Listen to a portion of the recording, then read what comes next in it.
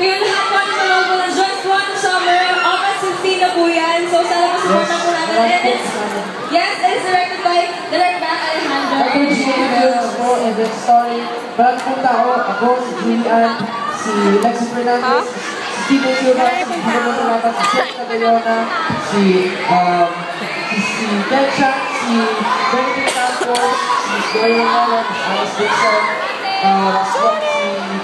si Shaita Ikache, si Sir Buboy Carvillo, si Sir Joel Torre, si May Bautista, si Joel tsaka si Beto Sanaya. Marami po talaga kasama dito. Sana po talaga lahat na dito ay na-entertain namin. At sana po panoorin niyo talaga ang Just One Summer.